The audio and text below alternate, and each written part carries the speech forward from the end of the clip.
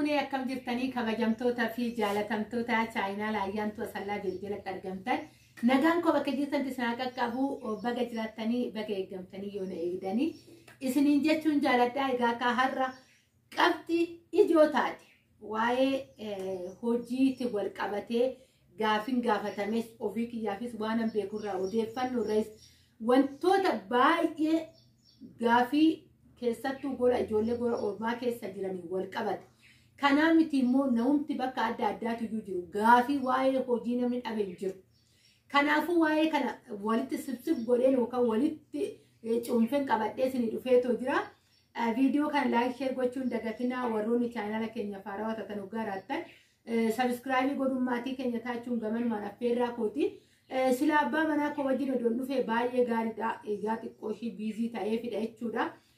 Dirqama ijoolleen baay'een kara biyyaallee deebi'uu enna waan ta'eef wanti kun baay'ee gaafii adda addaa nu keessatti uumeetoo jiraata jedhaniifan ariifadhee viidiyoo kana hojjechuu dhufee kana caalas immoo anaa ol urufattoo kan bakkee oolee sirriitti beekuu guyyaa tokko immoo haala mijeessinee qabannee isinii dhufna garuu odeeffannoo namoota baay'eerraa namoota muuxannoo qabeerraa namoota daldala irratti bobba'anirraa ofii kiyyaafis kanan beekurraa hunduma isaatu tokko tokkoon isiniifan qooduudhaan dhufeera obsaan viidiyoo kana dhaggeeffadha. Deebisitti immoo sheer godhaa namoota biraa wajjin illee gaasiniin jechuu jaaladha.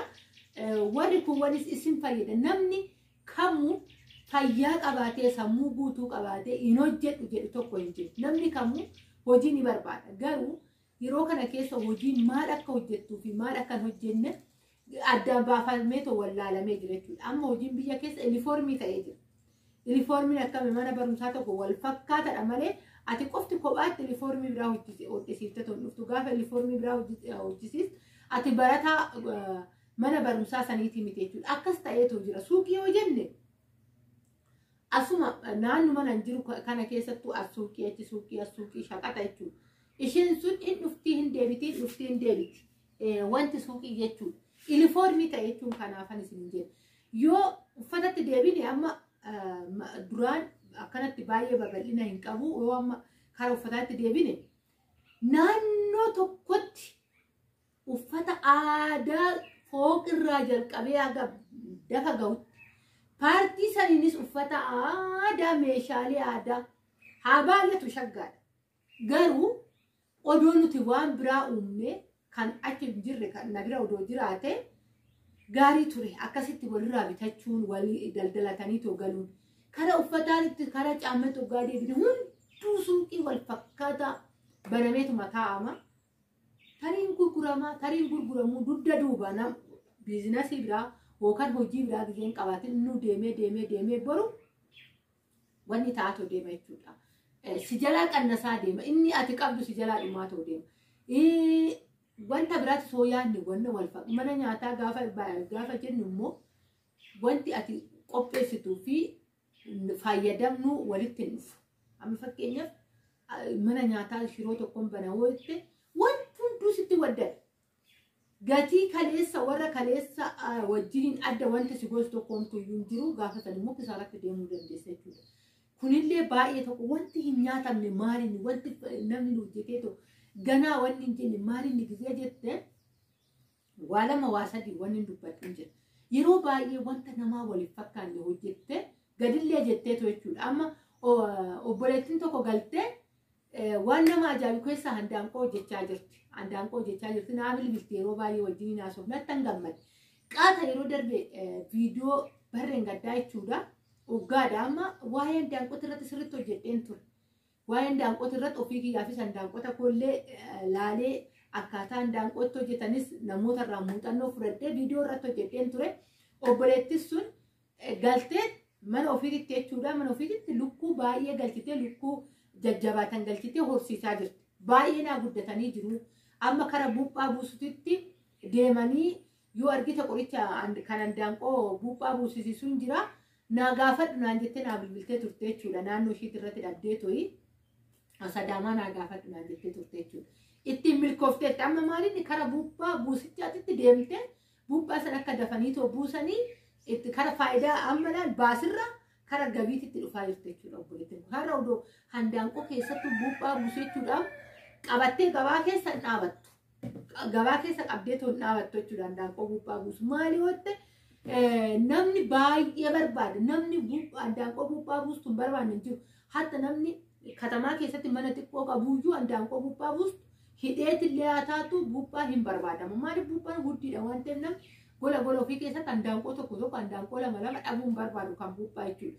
Kanaafuu mucaan kun odoo deebistee illee gurgurtee gabiisa ishii wacii hundaa deebisee gabii irraa hin argatte jechuudha. Yeroo baay'ee gadi jechuun garuu kana waan jedhu odoo kan biraatti seenin mudannoo ishii mudate illee asumaan isiniif dubbadha. Namoonni baay'een maallaan jedhu filannoo biraa keessan seentu buutiksiin bantu waan akkasiin kun bakkuma dhiqattee qofa kuulattee qofa teessu jechuudha. Maaliif alaa dhufte waan ta'eef jechuudha. Kan namoonni baay'een haamlee koo eegaa hin jiranii namoota baay'ees immoo maal hojjetta gaafa naan jedhan horsiisa lukkuun hojjedha gaafa jedhuuni hojii biraa waan akkanaan hojjettu jedhanii ganaa anaa madda biraa nama maddisiisu. Namoonni maaliif biyya keessatti garuu wanti kun maaliif akka wanni itti fudhatamuu dhabee maa gadhaanaa ta'ee naan jettee walii naasofna waan ta'eef hiriyaadha waan ta'eef nattaasofti anis wannan gorsuu wanta jiru hunda itti naasaa ture jechuudha. Sababni isaa namni kamuyyuu gaafa ati alaa dhufte kaapitaala guddaa wayii waan qabdu sitti fakkaata. Horii horsiisu, lukkuu horsiisu wantoota gadhaanaa gaafa ati itti deebitu namni baay'ee maaf kana hojjetta siin jedhan malee harka namni walitti si rukutu hin jiru. Amma mucaan kun baay'een itti gammada. Maaliif handaanqoo qorichaan jala deemtee ilaalti wanni tokko maala jalaa hin taane naa gurguddatanii jiran naan jetteerti amma buuphaa eeggachaa jirti jechuudha. Lammata immoo isa cinaatti maaliin handaanqootti cuftee horii nyaachistee gurguruutti deemaa jirti jechuudha. Yeroo muraasan booda mucaan kun bakka guddaa kaapitaala guddaa argattee waan guddaa wayii akka battu abdii hin qaba jechuudha. Yeroo baay'ee kan namni ittiin milkaa'e ari'uu dhiisnee waan akkanaa kanatti gad of deebisnee gaafa hojjennu ittiin milkoofna. Tokko kana lammata immoo namni waa'ee qorqoorroo odoon buusee daldalee mana qorqoorrootti gurguramu banee odoon daldalee mana mismaaraa qalama minaamna waan akkanaa kanarratti odoon hojjedhee hooyi. Anis kanan hojjechuu barbaadu jedhee xabbaasuun magaaluma Adaamaa kana bakka magaalaa guddaa bakka gabaa guddaa ta'e wayii natti dhaanii naannoo sanarratti hojjechuu barbaada. Garuu immoo nama kamiifuu barumsa ta'a waan ta'eef viidiyoodhaan naa hojjedhu jedheetidha jechuudha abbaan sun kan na gaafate. Amma fakkeenyaaf magaalaa suni annan beekaa ittiin gabaa oola waan na barbaachisu jiraate keessattuu waa'ee meeshaalee aadaatiin goggaa wal qabatee fi ataakiltiiwwan adda addaa bakka sanitti argatta. Bakka sanammaa qorqoorroo yoo buuste, qalama yoo buuste, mismaarii yoo buuste waan akkasii sanuu daldalte gonkumaayyuu darbee yoo argatte malee gabaan akkasiin dhufu bakka sanitti jechuudha. Gabaan dhufu akkuma isiniin jedhee yaa shaqaxii yaa uffata yaa wantoota akka suuparmaarkeetti guddaa wayii bantee yoo hojjette gabaa guddaadha. Wanta akkanaa kana karamitti daldalama amma yeroo baay'ee jechuudha gabaan ati argattu bakka gana mana shanashanamee too in ijaaramee shanshanaa jala jiraate too namni ijaaruuf bu'uura fa'aa ganaa buusaa jiru.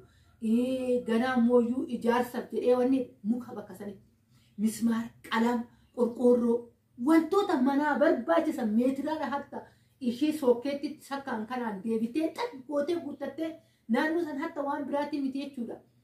Kiraa aga fe'aa ta'u kiraas kireeffattee kiraawoo kireeffatte hommoo kan namaallee argatte ofii bootaa san bitachuu baattee sharaa hatta lafa kunoo namni ganaa irratti ijaaru kanatti hatta sharaa waxxarattee jechuudha. Zabanyaatti qaxarattee sharaa waxxarteetu maayyuu sharaan gurraachi kun mala jechuu hin dandeessa. Amma yeroo baay'ee akkasitti hojjechaa jira namni hatta boolloo qofforee bishaan hunda isa keessatti qabachaachaa jira namni. Nuuroon mala taatee jirti biyya keessatti waan ta'eef iyyuu. Yoo achitti meeshaa kana guutuu isaa galfatte akkatti argatta. Kana sirriitti akka qayyabattan akka sirriitti qabattan nan barbaada. Dhugaan isiniin jedha jechuudha waan biizinasii guddaa qabu. Namni amma yeroo baay'ee waxaa jechaa jira. Waxaa hidheet hojii barbaadaa jira odeeffannoodha. Qarqara magaalaa yoon kana jedhu isa naannoo mana addeessaa osoo hin taane mana shanshanaan irra gahe. Injira amma magaalaa zuuraa magaalaa bakka shanashanamaa jiru injira.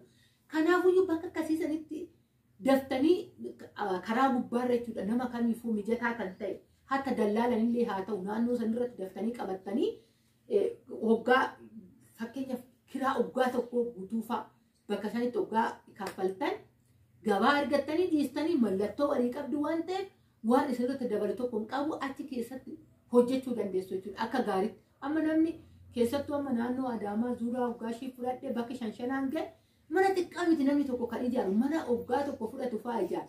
Amma achitti meeshaa isa barbaachisu hoggaa buuftan namni ganaa kara biraan deemu bakka gatii wal madaalaa ta'e gatii gabaa wajjin deemu wajjin irratti argadanii akka malee ta'urra qalamas haa ta'u feerroos haa ta'u waan barbaachisu hundaa achitti buustan waan argeef jechuudha. Waan ofii kiyyaa arge akkamitti namni akka waan akkasiisan simintoos karra keessa dardartanii waan akkasiisan bakka manni ijaaramutti yootti siqxan milkaa'ina guddaa argattu. Gaafa immoo namni naannoo sanitti inni hojjetama jedheetu immoo namni waan akkasii hojii akkasii baay'isu isin immoo odumaachitti teessanuu isa bicha qabatanii teessanii waan biraa uumuu yaada biraa uumutti gaafa deemtan salphumatti waa biyya arabaattis deebitanii hawwitanii salphumatti jireenyatti teessan mo'attanii itti milkaa'uu dandeessu. Kanan isin jedhaa yeroo baay'ee gabaa ho'aa hin barbaadinaa hojiidhaaf. Gabaa ho'aa waan ati barbaaddu uffata yoo itti gurguruu barbaadde suppermaarkeetii guddaa yoo hojjechuu barbaadde mana nyaataa yoo hojjechuu barbaadde jechuudha. Bakka gurguddaa fi bakka gabaa ho'aa kan barbaaddu.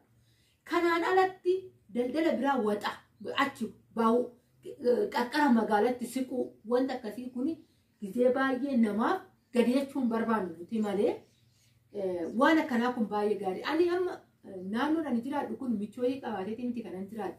Ani ayyaantoo sallaa ekonomii koo wajjin deemaa qabeenya koo wajjin deemaa. Ani yaada odoo magaalatti siqee mana kireeffadhee gabiin koo maalinni kiraan namaa kaffalamoo jireenya koon jiraadha kan jedhurraa kan ka'e waxaa innetu jiraachaa jira kiyyatti jechuudha. Kanaafuyyuu of amansiisudha inni guddaan hojiidhaaf. Tariitii firri kee kanarratti si deeggaruu dhabuu danda'a. Naannoon kun naannoo awwaarratti manni yeroo baay'ee karaa mirreetii jiru yookaan manni shanamaarra gaafa gahu awwaaratu jira. Makiinaa siinoo kanatu yaa'a waan ta'e fe'ee dhakaa buusaa maal buusaa kana olii gayyaa yeroo baay'ee kana achii galtee kaatee kana awwaara keessatti kireeffattee hojjettaa waan akkasiisan tarii namni mooraanii sii kennu dhabamuu danda'a. Kana gubbaatti jechuudha. Ati ofii keetii mooraanii ofii kennu. Inni guddaan namni kan ittiin hin cabne gaafa sammuu keetii jalqabde qofaadha jechuudha. Kan ati milkoofte. Namni si akkasisu namni kana hojjettaa siinaa jedhu namni maaf akka taata siinaa jedhu inni guddaa sammuu kee qofti maa akkas goota akkasiin hin jedhu. Miidhamni ilma namaa gaafa sammuu kee sitti dhufee si kassaseedha jechuudha. Kanaan alatti hojii kamittuu inuma milkaa'in namaa inni guddaa gadi jechuu. Yoo gadi hin jedhin ol jechuun hin jiru. Kaleessa illee dubbadheera waa'ee koo irra deddeebi'eetoon dubbadhu jireenya koo maal akka ta'e kaleessa viidiyoo kaleessaa jalatti hanga ta'e baay'ee illee ta'uu baatu yeroo kana keessa ilaalchi chaanala kiyyaa qabu xiqqoo gadi bu'aa ta'eera. Ani kana waan jedhu akkas naa ta'a hin jedhu kennaa kiyyaallee miti jechuudha. Waan isinitti tole na daawwattu warri na jaalattanii rakkoo tokko hin qabu hundaayyuu sinan jaaladha sinan kabaja. Maaliif namni kan itti tole filatee laala waan ta'eef iyyuu jechuudha. Kanaaf isiniin jedhaa warroonni waa'ee hojii gubbaatti magaalaa kamuu jiraadhaa naannoo Oromiyaa naannuma kamittuu jiraadhaa filannoon keessa yeroo baay'ee xiqqoo wana namni irratti milkoofne irratti haa ta'u. Kan namni milkaa'ee isaaf hojjetta malee uumaatti fayyadamtu kan namni itti milkaa'ee gaafa harkaan qabattu jechuudha.